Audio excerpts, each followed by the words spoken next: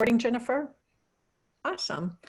Well, terrific. Welcome, everyone. I am so glad you're here. This is a talk that I'm especially excited for. The topic is preparing for and paying for college, a guide for the homeschool student.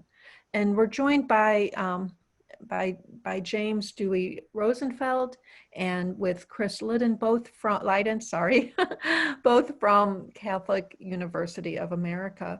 So before we get started, just a couple real quick notes, a little housekeeping. If you're attending the live event, please let us know your questions. If you're on Facebook, just leave that question right there in the comments. If you're with us here on Zoom, there is a Q&A pod at the bottom. So you'll see Q&A at the bottom, click on that, let us know your questions. And I'll be keeping track of those and ask them or get them answered for you at the end of our presentation. This is recorded. So if you want to just sit back and enjoy this live event, please do. And you can take notes later by watching the recording. So, if you miss anything, you can always rewatch it. So with that, I'm going to turn this over to Chris and James. If you could please introduce yourselves, and we look forward to hearing from you. Great. Thank you, Maureen. James and I are excited to be here and appreciate the opportunity to speak with you about Catholic University and about preparing for and paying for college. We're going to work through this through the lens of hopefully the kind of advice that will serve your sons and daughters well, regardless of where they choose to apply. But we'll be using the lens of Catholic University for our examples. So you'll learn a lot about Catholic University policy, and it will help you, I think, understand questions you'll want to ask about other institutions along the way. I'm going to talk about the financing part, the paying for college part, after we talk about the admission part. So I'm pleased to introduce our Dean of Undergraduate Admission, James Dewey-Rosenfeld. James, all yours. Thanks, Chris. Good afternoon, everybody. Thanks for joining us today, and happy Friday. I am joining you all from a very rainy Massachusetts, where I'm visiting some family right now. So the beauty of working remotely at the moment. Chris mentioned, we're going to take you through a little bit of a combination of our process and how we look at things, and then also what you can expect to see regardless of where your son or daughter, or if there are students joining us, where you may be applying. So for me, I've been working in higher ed undergraduate admission for 18 years, and I've worked at 4 different institutions, 3 of which have been Catholic institutions. And the nice thing is the process, what we care about, what we look for in the application process has been very, very similar. So, for a lot of schools, I think this will help give you a bird's eye view, kind of an insider's view of what schools expect to see, want to see, and hope to see, especially for students who are going through a homeschool program. So one thing I always want to mention too, just in case there are parents of any seniors in high school in the audience, and who may be applying to school for next fall, understandably, a lot of schools are going to be taking a look at disruptions in the high school career because of the pandemic. So obviously for homeschool students, your involvement, your level of involvement, whether it's in your community, whether it's through athletics, the arts, whatever it may be, we understand that may be disrupted. So we're going to understand that, we're going to look at that on a case-by-case basis. So students should never feel uncomfortable about seeing, a drop in terms of the amount of time they spend with activities outside of their classes. So that's something we certainly understand and we'll work with students throughout this process. As you go through the application process, there are a couple of things that you can look for. In terms of the application itself, we work exclusively with the Common Application. So students can apply right online, submit their application online to us, and then also submit their Catholic University supplemental statement and form along with the Common Application as well. There are some schools that have a combination of Common Application and their own institutional application. There are some other applications out there as well. So as I go through this whole process, please always be sure to, when you get your final list of schools to which you're going to be applying, make sure you're contacting those schools, make sure you're hopping on their websites to make sure specifically what they need for their process. There are, about 2,500 different 4-year colleges and universities in the US, and it sometimes feels like they all have a different process. So it's good to really get the basics down by visiting their website or picking up the phone or emailing the representative who will be working with your area. So for us, we have 4 different ways in which you can apply to Catholic University in terms of the application deadline. So we have one early deadline, so that's November 1st for early action and early decision 1. So for early action applications, that tends to be a little bit more open-ended for students. Early action, you apply by November 1st. Typically you're going to hear from schools by the middle of December. If you're admitted, you still have until May 1st to decide if you would like to enroll at that particular college or university. Early decision programs, and we have both early decision 1 and 2, those are binding programs. So if a student is admitted to a school early decision, they're expected to attend that school that following fall. So I just always let students know they want to make sure that that school that they're applying to early decision, whether it's 1 or 2, early decision 1 or 2, that it is absolutely their number 1 choice. That if they're admitted, they will be there and they'll be happy to be there. So that's just one thing to think about. We also have a second deadline in January 15th for regular decision and early decision 2. So early decision 2 is exactly the same as our ED1 deadline. It just happens to be a little bit later on the calendar. So you'll apply by January 15th. You'll hear a decision from us before March 1st. And again, that will be a binding decision. For regular decision, a little bit more like early action. It's a little bit more open-ended for the applicant. You can apply to as many regular decision schools as you'd like. If you're admitted, you have until May 1st to decide if you'd like to enroll. Now, every school may be a little bit different in how they share the news. Many schools are sharing their, at least their admission decisions online with students. So we'll share our admission decisions and our merit scholarships online with students at the time of their decision. For early decision 1 and early decision 2 candidates, they'll also receive their need-based aid if their application for need-based aid is complete, along with their admission decision. For early action students, there'll be a little bit of a delay in the process. They'll hear, typically from us, they'll hear by the end of January in terms of their need-based aid. And then for regular decision students, they'll hear before the end of March about their need-based aid. So we just try to get as much information in terms of the decision, the merit scholarship, and the need-based scholarship, most of which you'll hear from about Chris in that upfront and early as we can, so you can make as informed a decision as you can about that final choice for college. In terms of how we read applications, this is very similar to the schools where I've worked in the past. We have counselors who work with specific geographic territories, and they read for all of the students, homeschool or traditional high school settings within those areas. So for me, I work with any students who are attending school or live in Illinois, Wisconsin, and then some of our DC and Virginia private schools. So I'll be the first person who reads that application. And we try to keep our counseling staff within their territories as long as possible, so they really get to know the areas. They get to know the schools in terms of what's offered, what's available, the types of activities students can be involved in their community, in their city or their town. So we can really try to make a fair assessment of what a student has done based on their 4 years in school. So that's part of, I think, where we start with the very personal process. For us, it's a real balance of what a student does in the classroom, kind of those classroom numbers, and then also what happens outside the classroom, that personal side of the student, the personality of the student. We made the decision this year to change our process a bit to be test blind. We had been test optional for SAT or ACT the last 5 years. And what we had seen during that time is with a real focus on what a student does in the classroom in terms of grades and the types of classes, we've seen students do incredibly well at Catholic University. With that focus, we've seen the average GPA for first-year students at Catholic University after 1 and 2 semesters be as high as it has ever been. Retention rates are setting records at the university. So we know that that test optional process is working. And this year, for that reason, plus the fact that there are anywhere from 500,000 to 750,000 students who have not been able to take an SAT or an ACT yet, as so many test dates have been canceled, we wanted to make sure that students were able to apply. They didn't have anything standing in their way. So with the test blind process, we will not consider test scores as part of the application process or the scholarship process this year. So that's kind of the change for us, and one piece that's going to be similar for everybody. What do we look at first? One of the most important things that we'll review is what a student does in the classroom.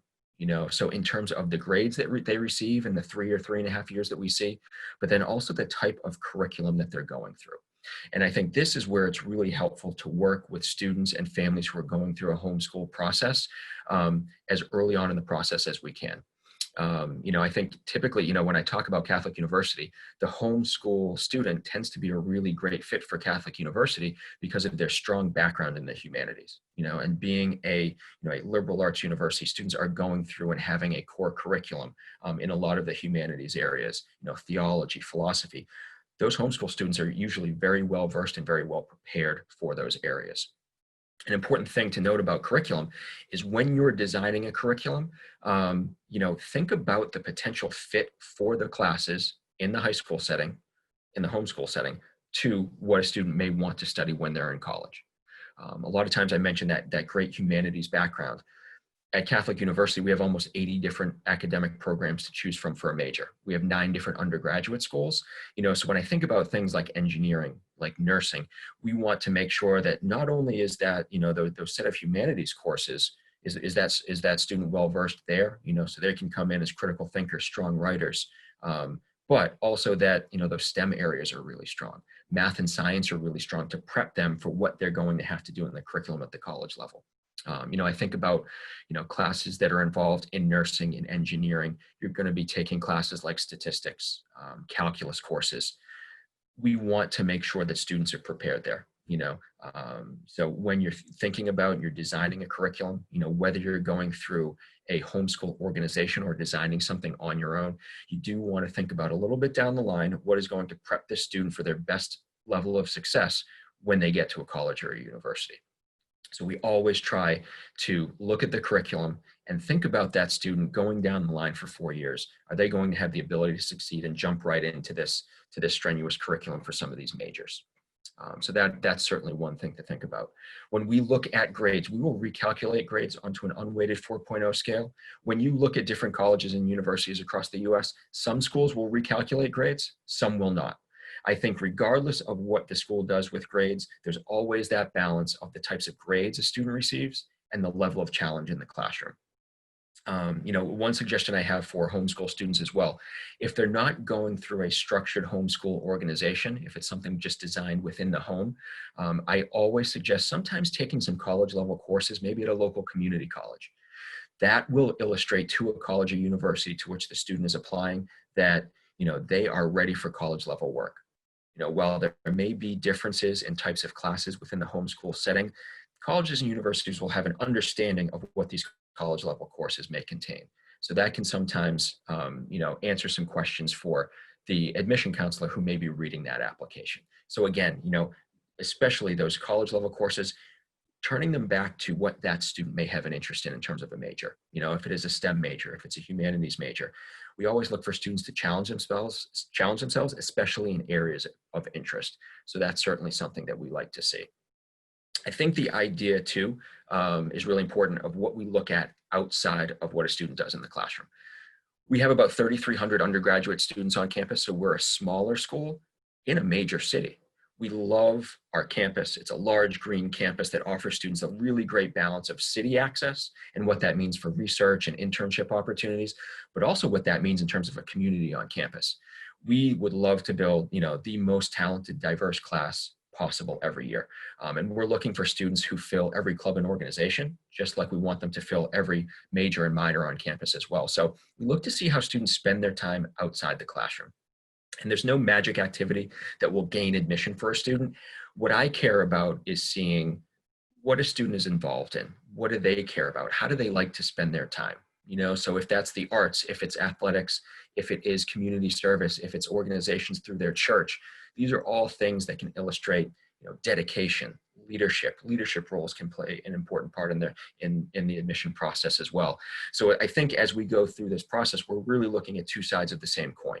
The academic piece, what we see in the classroom in terms of grades, in terms of preparation through challenge in the classroom, and then what we see out of it, outside the classroom, involvement. We're going to have 2 letters of recommendation in the application process. In most schools, you'll see this as well.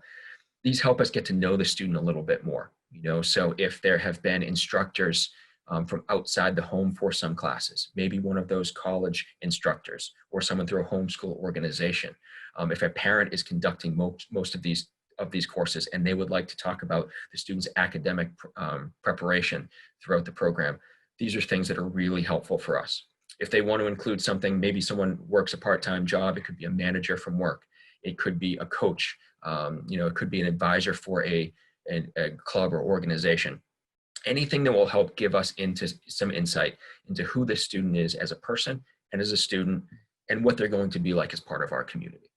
We also gain some insight into the student personality through the essays. So there's the standard common application essay for us, and there's a few different options in the topic of your choice. So students can typically take an essay and run with it in a lot of different directions.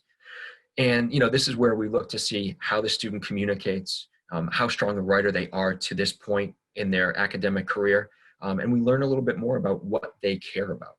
And then, when we think about our supplemental portion of the common application, we have a supplemental essay as well. And this is essentially, what do you hope to get out of a Catholic university education and experience? And then what can you bring to our community? So this is where it's helpful, obviously in the current climate, you may not have the chance to visit a number of campuses. If you're a junior or senior, maybe at this point, you may have seen a couple of universities at this point. You may not have been able to, completely understandable. The nice thing is schools have pivoted to offering a number of sessions, information sessions, academic student sessions, and tours virtually. So you have the opportunity to, I think, interact with a number of faculty, staff, and students at colleges where you may not have been able to do it virtually previously. So from your living room, from your bedroom, students may be able to check out a number of different schools on a very different level. So checking out some of these sessions can really help with a supplemental essay as, help me understand why you want to be at Catholic University or to whatever school that you're applying to. Help me understand that you've done your homework and you think that this is going to be a good fit. This really helps in terms of illustrating your interest in the university, your attention to detail in the process. And that helps us, get to know you more and make that really positive decision. So I think in terms of grades in the classroom, the curriculum, getting to know you outside the classroom, activities, essays, recommendations, check out the testing policy at your particular schools of interest. These are the main parts of the puzzle that we're looking to piece together. So those, it doesn't have to be a process that is overwhelming. Always reach out to schools. And in this current climate, when you may not be able to get to campus, check out those virtual sessions, reach out to the counselor who would read your application because you can typically set up time to chat with them. And I think it just puts families, students at ease about the process. So that's what colleges tend to look for through the application process.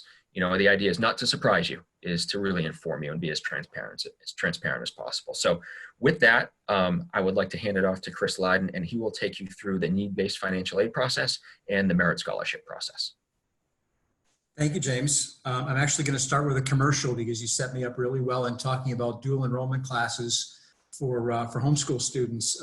We're about to launch an initiative that will start in the January 2021 semester of dual enrollment classes for homeschool students as part of a dual enrollment pilot program that'll be targeted specifically to homeschool students who are looking for some college credit. In spring of 2021, it will be for high school seniors, and then as it moves forward, starting in the summer of 2021 and fall of 2021, rising seniors, students who are completing their junior year, starting their senior year, will have these opportunities as well. These are competitively priced. They are not priced at the private undergraduate rate. They're more than community college, but they are competitively priced. So I'm going to throw that plug out there and note that you can go to our website after November 1 and all the details will be posted on how to apply, if there's a high school senior out there, how to apply for a dual enrollment course or potentially two in our spring 2021 semester. So I appreciate the segue there, James. That works out well. So paying for college, I think that James highlighted some very specific things about our review that are specific to homeschool. When it comes to funding, when it comes to scholarships and financial assistance, there's probably less of a distinction to make between homeschool students and any other students from that perspective. I think there are some organizations that do offer perhaps some small scholarships for students who come from a homeschool background, but typically institutional funding, merit scholarships, need-based aid, are not tied specifically to the type of high school a student goes to from that perspective. The other point I would make is that, as James alluded to, our 4 programs, Early Decision 1, Early Decision 2, Early Action, and Regular Decision. when it comes to merit scholarships and need-based aid, we do not discriminate. We don't have a priority deadline. All students receive full consideration for merit and need-based aid, regardless under what program they choose to apply. And from the standpoint of always check with other schools, that is not always the case. You will sometimes see, particularly with scholarship deadlines, that there are priority admission application deadlines to be considered for certain levels or all merit scholarships. So in this process, both understand admission deadlines and financial aid deadlines that might relate back to priorities for certain amounts of funding.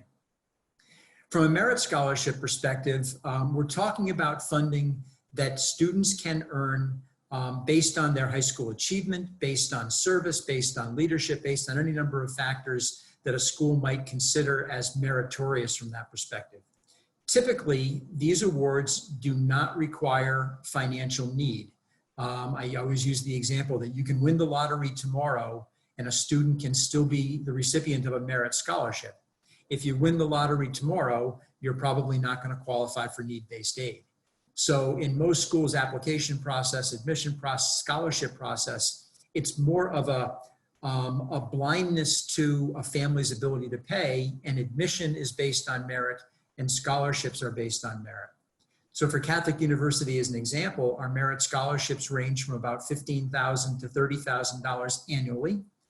To put that in context, as a private school that is on the more expensive end, 1 year at Catholic University is going to be this year about $65,000 between merit and between tuition and room and board. So with a full price of $65,000, a merit scholarship may cover from 15 to 30, which is going to be somewhere between a little less than 25% to about a third or so, or a little less than half of the total cost just on the merit side. We have a handful of full tuition scholarships. It's our Archdiocesan Scholarship Program. There are 5 full tuition scholarships out of a typical class size of 800 or so students. And our School of Nursing also has a handful of full ride scholarships for students in our nursing program. But for the most part, 15 to 30 is where the bulk of our merit scholarships fall from that perspective.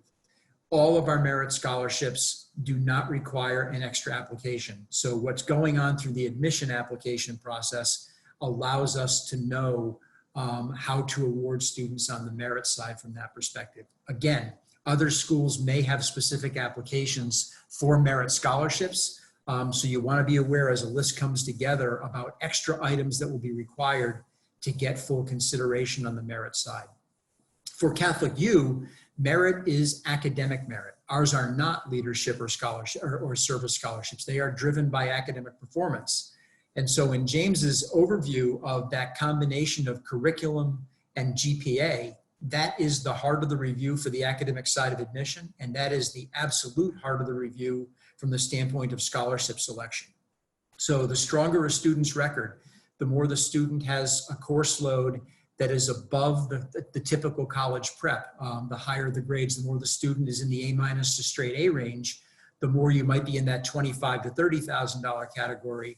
And for us, in the solid B+-ish range, that's where those $15,000 or so scholarships come in. As we understand the distinction between, in terms of homeschool curriculum and whether AP or IB courses are available, we also recognize that students in homeschooling often take, they double up on certain subjects, Latin and Spanish, a more robust, almost like philosophy track to go along with English and history. So our evaluation of curriculum, both on the admission side and the scholarship side, is looking for that rigor that doesn't necessarily need to have a label after it. Honors Latin, but 4 years of Latin and 4 years of Spanish and 4 years of English is painting a really, really strong picture of a humanities language-based background. And all of these things play in both on the admission side and on the scholarship side as well. James mentioned we're a Common App school. The one scholarship that is truly distinctive to Catholic University is the Parish Scholarship. Now, the Parish Scholarship is for students who are actively engaged in a U.S. parish throughout the Diocese of the United States.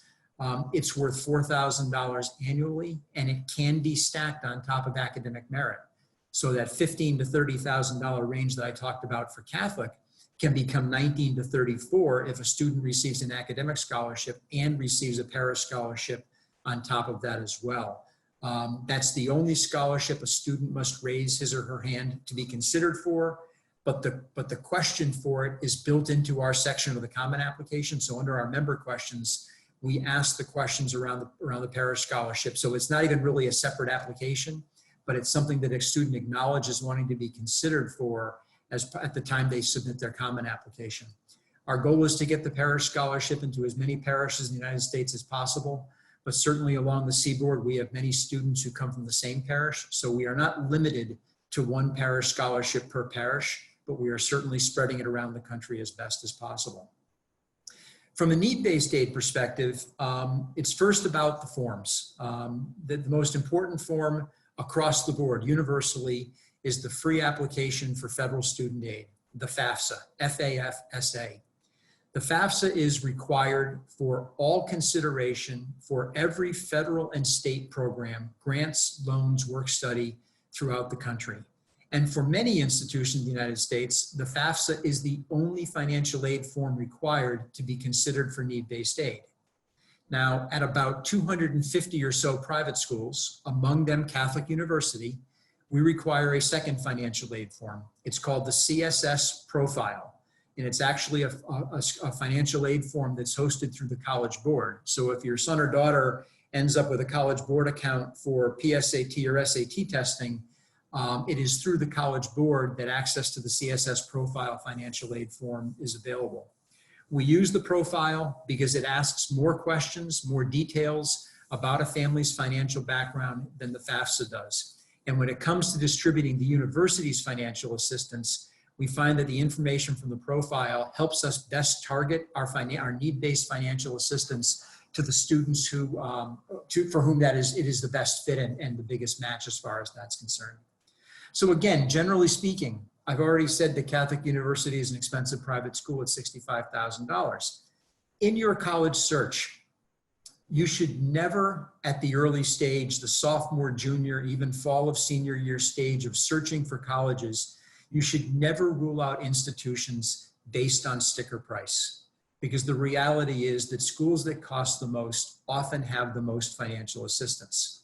So in our case, between merit and need-based aid, we spend about $70 million a year on our undergraduate students, 3,100 students, dividing $70 million in support of their educational opportunities. If we are going to offer admission to your son or daughter, we are going to do our best to make Catholic University affordable for you. And so it's very important to consider that information. Ultimately, the enrollment decision may boil down very clearly to what school is the lowest price for our family to be able to afford. But at the shopping stage, you should not rule out schools based on their total cost because of the amount of financial assistance that is available. As an example, specifically for us, that $65,000 price tag, the average cost that a family paid in our freshman class this year is right around $34,000.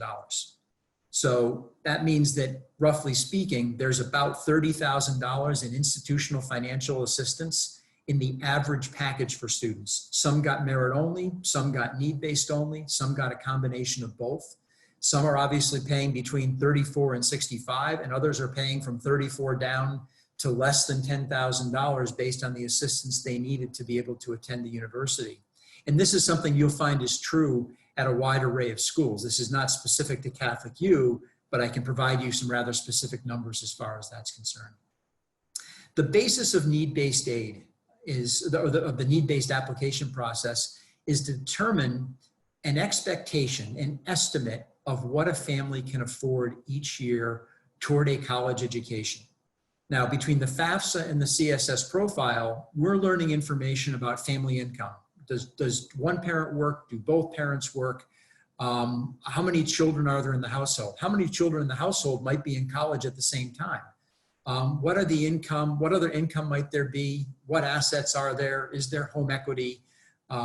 Is there savings? Is there a family that has a vacation home? Things like that that play into all of the assets available for consideration of what a family's affordability can be.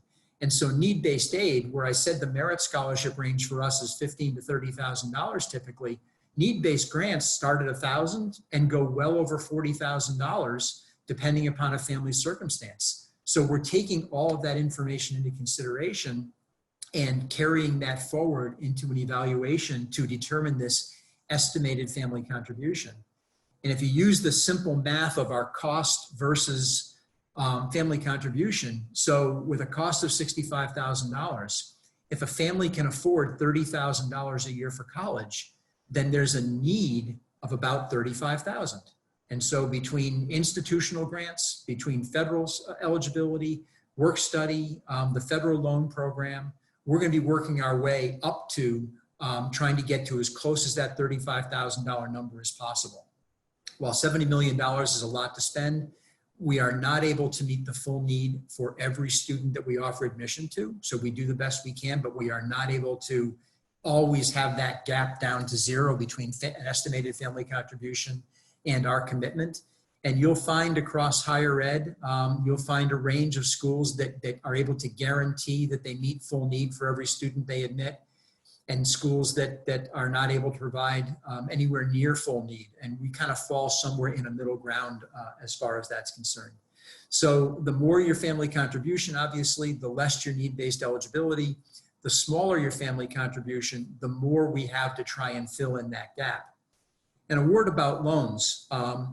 When it comes to packaging for financial aid, we do include the federal loan, which is guaranteed for all students who complete the FAFSA process. And there are two different parts to it that subsidizes some of the interest while the student is in school, and some parts of it are unsubsidized as far as that's concerned. But that is the only loan that we package into a student's financial aid award. A student is eligible to borrow $5,500 as a first-year student, $6,500 as a sophomore, and then $7,500 as a junior and senior. Those are the only loans that we are automatically packaging as part of a financial aid award. And of course, the family has the opportunity to decline the award if the loan if they don't want to take it. As you move through this process, you will see schools that will talk about how much they give in financial aid, but they do include many other loan sources in building up that initial award.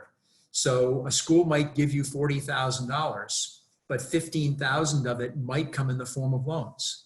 If we give you $40,000, then at most $5,500 is going to be loan. There might be $2,000 in a campus job in there, and the rest for us would be grant or scholarship. So the comparative shopping part that you'll do at the back end of the process when all the offers of admission and all the financial aid awards are in hand is understanding not just net cost after financial aid, but net cost after grants and scholarships and before loans. Because the school that might be the cheapest, including loans, might not be as much of a bargain if you're looking at a very, very large amount of loan debt at the time of graduation. So you really want to be very, very careful about understanding what funding is available in a particular package to work for your family as far as that's concerned. Just as James mentioned, in the era of COVID, financial aid offices around the country are aware of the fact that family circumstances may be different today than they were at the time you completed the financial aid application. Both the FAFSA and the profile are using your family's 2019 income information. So that is the information of a full year. Your taxes are already available. You can use your tax forms to help you with to make the completion of the FAFSA and profile that much easier. But it is a snapshot of the family's situation in 2019. And if one parent has lost a job in 2020, if there are unplanned medical expenses, for whatever reasons that the 2020 picture might not look like the 2019 picture, colleges and universities are typically welcome to receiving updated information. And we'll make adjustments to eligibility. We'll make adjustments to that estimated family contribution. Excuse me, if the 2020 information is actually different than the 2019 information that was used as the baseline from that perspective. I'm going to just add one more point, and then we'll see what questions there are, and we're happy to try and provide more depth as necessary. when I was talking about merit scholarships are primarily renewable for all 4 years. Some schools may have GPA requirements to retain merit scholarships, but typically when a student receives a merit scholarship for their first year, it is renewable for all 4 years. Need-based financial aid must be applied for annually. So while we require the FAFSA and the profile for initial students, in the sophomore, junior, and senior year, the student only has to submit the FAFSA again, and we get some updated information from that perspective. So it's important to understand you apply for need-based aid every year because your circumstances may change positively or negatively. Maybe you win the lottery after freshman year and no longer have need-based eligibility. But maybe when your daughter is a junior, your son becomes a freshman somewhere, and now your college costs have actually multiplied, and there may be additional eligibility from our perspective for your junior daughter when your freshman student arrives on another campus as well. So you do apply for need-based aid annually, typically at all colleges and universities. That is not a Catholic U thing. And typically, merit scholarships are 4-year renewable from that perspective. So I'm going to stop there and see what questions might have developed that we can provide, either something we didn't touch on at all or that you'd like to see us provide a little more detail around as we go forward. Thank you, James and Chris. Excellent. A couple of questions. You mentioned registering early, the early enrollment deadlines. What is the advantage to enrolling early? So part of For it, the student. yeah, sure. So a lot of it depends on the particular institution. So for us, for example, there isn't an advantage to a student applying early decision versus early action versus regular decision, other than they get to find out a decision sooner. So I think, a lot of times the biggest advantage is if a student knows that a school is their absolute number one choice, they can find out that decision very soon. If they're admitted, they're going to find out their scholarship information, their need-based aid information very early on in that process. If you're thinking about an early action program where it's non-binding, that's certainly something where the big advantage is finding out from the school. Students will be able to know typically from most schools before the holidays, before Christmas, what the decision is and what the merit scholarship is going to be. So they can plan in advance. Also, does it also ensure them a seat then or a place in the dorm or a seat in the classroom? Does that help them in that area? So, unfortunately, I will have to say to just about everything in the world of admission, so many answers are, it depends. And it depends so often on the institution. For most schools where you're talking about a first-year student applying who's going to be starting in the following fall, if they want to live on campus, their spot on campus is typically guaranteed. That's going to be the case at a vast majority of schools. Obviously part of it will depend on when they get housing forms back in and when they submit their deposits. So there's a lot of pieces to that puzzle. But generally speaking, as first-year students at vast majority of schools, students won't have to worry about living on campus if that's what they want. Okay. And then there was mention of a parish scholarship. What are the requirements? Chris is going to add to that. Okay. Just add one thing specific to us. So and Paola had actually put a question. This will kind of help that as well. But Catholic U requires first year and second year students to live on campus unless they are true commuters living at home. Yeah. So when a student deposits from an hour away, from 2 hours away, from across the country, they are required to live on campus. So for us, the housing, there's no competitive advantage to having to deposit by a certain point, because it's a part of what we expect students to do from that perspective. Okay. Right. And then, Chris, you'd also mentioned the parish scholarship. What is the requirement for that? Is that just you're a member of your parish, or you need to have a recommendation from your pastor? You need to be actively engaged in the parish? How does that look? It's something that we're looking. I would say actively engaged is a nice way to say it. Yeah. On the Common App, the question is, would you like to be considered for the parish scholarship? And it's a yes or a no. It's a mandatory question, so you can't miss it. If the student checks off yes, they get the pop down for the name of their parish, the name of their pastor, the diocese that are in the contact information. And then actually the work from there is done on our end. So while a student may wish to have a recommendation from their pastor or a priest in their parish as part of their application, we actually do the work on our side. So the student just has to complete that section Okay. that brief section on the Common App, and the rest of it is up to us. So you just reach out to that parish and say, is so-and-so actively engaged? We're looking at a scholarship. Okay. Work study, that's come up in a couple places. What does the work study internship, what does that look like at CUA? Are there plenty of spots for people? Is it competitively priced? How does that all work? So from the standpoint of, so there are two things. There's work study, which is part of financial aid. And so for a number of students who we offer financial aid to, we guarantee them a campus job from which they can earn about $2,000 over the course of the academic year, about $1,000 per semester. It is not intended to be onerous. It is not intended to prevent them from academics or from student life. But if they use their summer savings to go toward tuition, it allows them to earn money during the school year that goes to actually social life and things like that. So if we put work study into a financial aid package, that student has a guaranteed job on campus. There are other jobs on campus that are open to any student.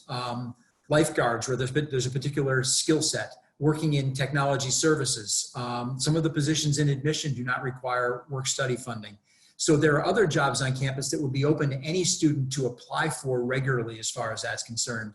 And then there are internships that are actually a part of the academic experience. And internships are promoted and made available through all of our 9 schools and the departments and through our Center for Academic Career Success. And internships have nothing to do with financial aid. They are simply a part of the academic experience that adds value to the classroom experience those students are having. And obviously being in Washington, D.C., we have, literally thousands of internships available across our 9 schools. Terrific. So you can work on Capitol Hill perhaps as an internship. Interns on Capitol Hill every semester. Something. Most federal agencies, Library of Congress, Fortune 500 companies, hospitals, you name it, we're doing it. Are these paid or unpaid internships? Both. Both. Depends. Okay. Yeah. Typically the more advanced ones, might have an opportunity for pay. And certainly there are some students who get summer internships, which almost always include pay as a summer stipend as far as that's concerned. Academic year could be credit or pay. Summer ones are typically pay. Okay. And then what's the typical loan amount? Do you have that figure for your undergrads? As I said, for us, about $5,500 is $5,500 is the maximum we will put into a package freshman year, $6,500 sophomore year, and then $7,500 junior and senior year. So that comes out to about $27,500 or so, I think is what the total is. If you just take the federal loan for all 4 years. Students do other kind of borrowing, parents do borrowing on their own. So the range of loans that families take is certainly more than the federal loan, but those are options the family has chosen and not something that we've offered up front. We only offer the federal loan up front. Okay. And then you mentioned the new dual enrollment program. That's pretty exciting. I know homeschoolers are going to be super excited about that. How does that look?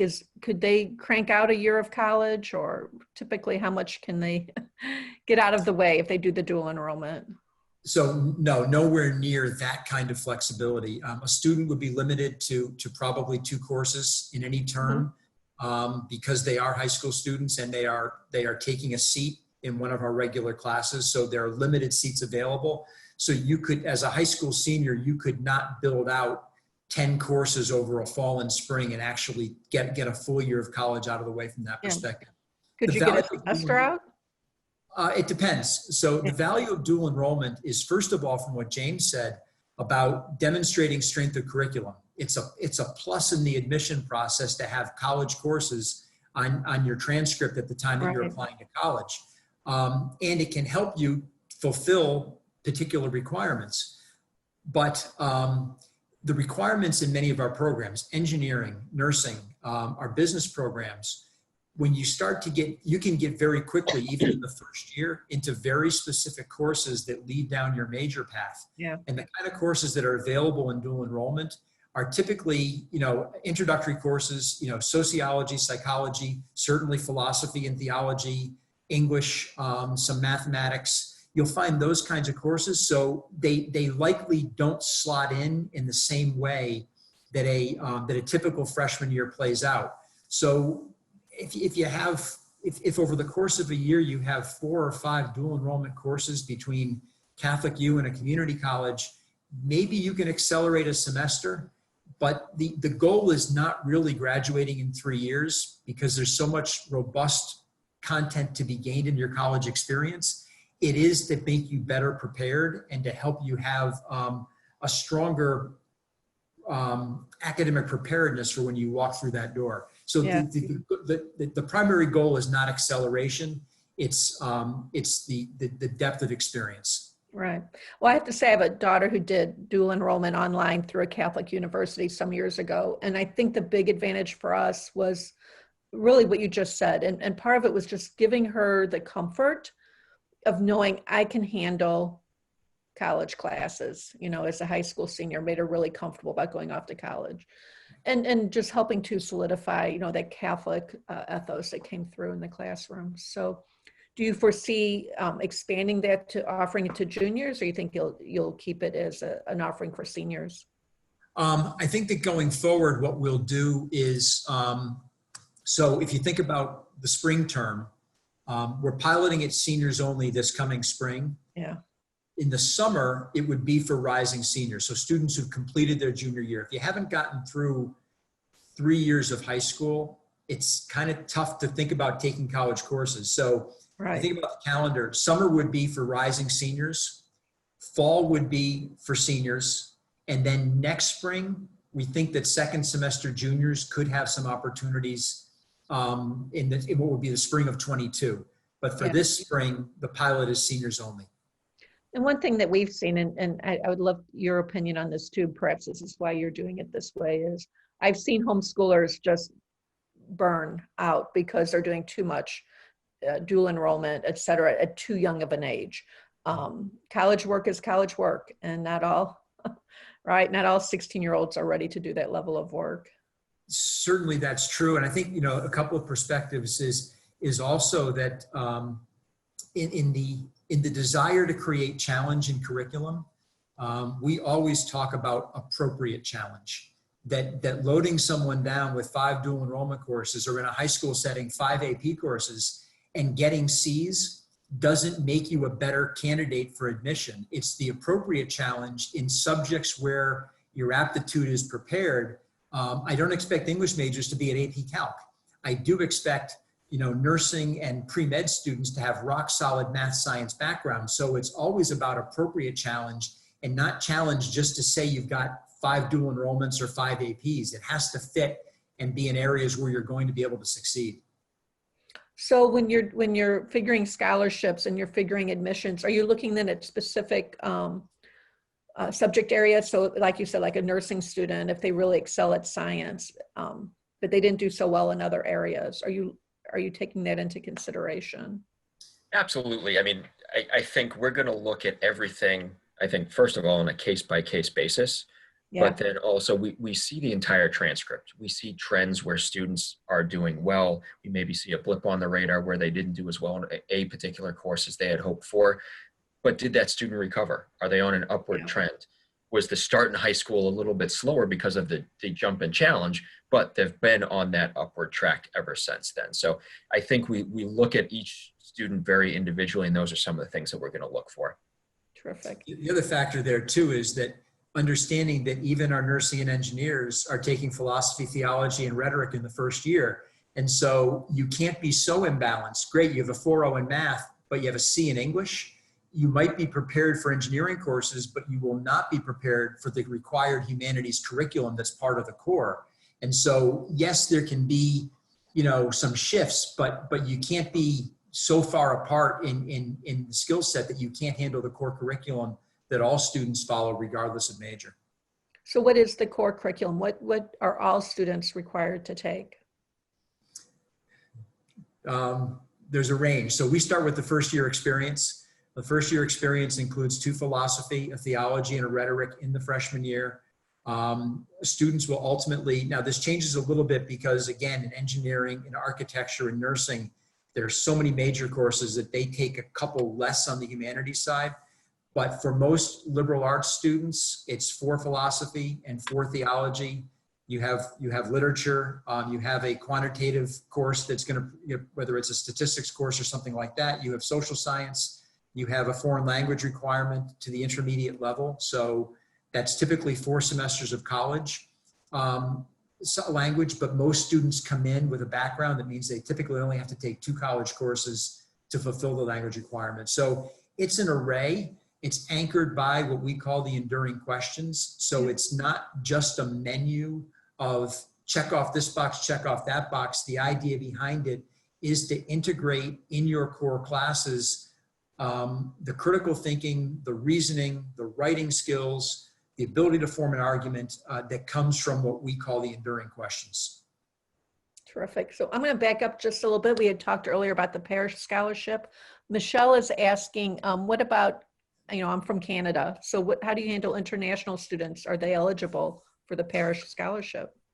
The Parrish Scholarship is for U.S. diocese only. All of our other merit scholarships, international students are fully eligible. And for Catholic U, from a need-based aid perspective, need-based aid is only for U.S. citizens. So international students are eligible for all merit except parish. Okay. I think I have one last question, and then I'll hop over to Facebook just to make sure I didn't miss anything. But the one last question I have is, what is the process that the students take on deciding their major? So they come in undecided, or they decide to switch mid-year. What does that look, or mid-college career, what does that look like? So there's a couple of different paths. So one path is for a student who comes in completely undeclared. So those students, when they're admitted to Catholic University, they will be admitted into the School of Arts and Sciences. The reason for that is that has a majority of our majors and gives them the most opportunities for choice right off the bat. Students will also be paired with an academic counselor and then also a career and internship advisor as well. So they're immediately from day one immersed in an advising culture that hits both of those opportunities at once. So students don't have to wait until junior or senior year to start thinking about research opportunities, internship opportunities, looking for that job upon graduation. It's done in conjunction. So they'll have a faculty member who will advise them in terms of that academic piece. If it's an undeclared student, maybe, working through the prospects of what do you like to do? How do you like to spend your time studying? What are you interested in doing down the line? And kind of attacking it from that way and suggesting different courses. And then that, kind of that career and internship piece, they're going to be talking about, all right, for these particular majors you're thinking about, here are some potential outcomes and what you can think about. So similar setup for students who are declared. We'll read the application for that student in context of that particular major. They'll be admitted to that particular school, and they will have an advisor from that particular school, engineering, nursing, architecture, whatever it may be. And then they'll also have that career and internship advisor that works with them from day one as well. So it's a joint advising program in that way. We do have a couple of programs where students can be, they may have an inclination that they want to study business. They just don't know exactly what area in business yet. They can be what's called business exploratory. So they'll enter within the School of Business. They just won't have a set program for their major yet within that school. That and engineering as well can be engineering exploratory. Excellent. So Melissa asks, do you have a maximum number of transfers for AP credits allowed for freshman scholarships or merit scholarships? Typically, students can max out at 12 credits coming in to Catholic University.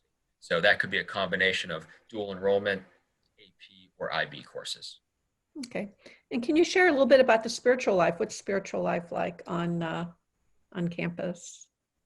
It is. I think for students both in the classroom, depending on what they're studying, and then, part of that core curriculum where students are studying theology and philosophy and thinking about that, how that integrates into their particular academic major as well, is something that's really important. You see, actually, because of the core curriculum in the theology and philosophy courses, you see a number of our students taking in a minor or a double major in philosophy or theology along with another program. Mm-hmm. So, a business program, a science program that initially on the surface, you might not think of putting those two together, but it's really this nice, I think, guiding opportunity for students and something that employers really like to see. You might have a STEM student who's also majoring in theology and they're thinking about things in many, many different ways. Then you also have campus ministry as well. So campus ministry is, probably the single largest student organization on campus. And that really runs the gamut of how students can be involved, in terms of their faith life opportunities to be involved in services on campus, to be resident ministers on campus in each of our residence halls, to getting involved in the Washington, D.C. community as well. So obviously a place like Washington, D.C., it's going to offer so many opportunities to be involved and help other people. I think it's just a matter of students of kind of whittling down who do they want to work with, what do they want to be a part of, and really finding a great community aspect within campus ministry where they end up meeting a lot of other people too. You know, it's always great to see students get involved, and I think that is one of the primary keys in students being happy and well adjusted in that transition to college, to a college or university, is getting involved, getting out of your room, and you know, meeting other people that way, especially through campus ministry. Terrific. All right, is there anything, that's it for the questions. Is there anything either of you would like to leave on? Any last notes for us? I think, you know, I think one of the things that James said was the "it depends" answer, and I think that really is important. That we've tried to stay general in a lot of ways, but some questions, you know, have tremendous nuance to them, and reaching out directly to admission offices. James mentioned that our counseling staff, you know, is divided by territory. So there's someone, no matter where you are in the world, there's a member of our staff who's responsible for reading your application. Same is true at many other places. And the counseling staff at colleges and universities love to hear from students. They love to engage in those conversations, to be able to put names to applications, faces to applications. So you should never be reticent reaching out to admission and financial aid offices at colleges and universities to make sure that you understand the specifics of their policies and procedures. Because if you apply to 8 schools, you might have 6 or 7 different types of issues that you'll get a slightly different answer to. And it's just important to know those nuances. I think for me, the big piece of advice is keep the lines of communication open between, you know, the students and their parents. It's a stressful time. It really works well if you attack this as a team. And there's no reason to go through the application process with a lot of unanswered questions. Like Chris mentioned, reach out to different schools. We are people who love talking and getting in touch with other folks, and we're happy to help, you know, kind of talk families through the process. Yeah. Excellent. Thank you both so much for your time today and sharing everything that you've shared about Catholic University of America. Really appreciate that. For those of you who are watching live, there is another talk coming up in just half an hour with Franciscan University live at Franciscan with a Q&A. Also, please make sure whether you're watching recorded or live to visit the exhibitor hall. So the Catholic University of America does have an exhibitor page there. Make sure you visit that. You can get the link to their website, learn more information, leave them questions, etc. What else? Oh, if you want to continue and have lifetime access to all of these talks, there is a VIP pass that you can purchase, or, you know, you have all weekend. There's lots of great recorded talks, and all of these live talks are recorded as well. So thank you all for your time. And Thank you, we'll Maureen. see you in half Thanks, an hour. everyone. God bless you. Thank you. Have a good weekend. You too.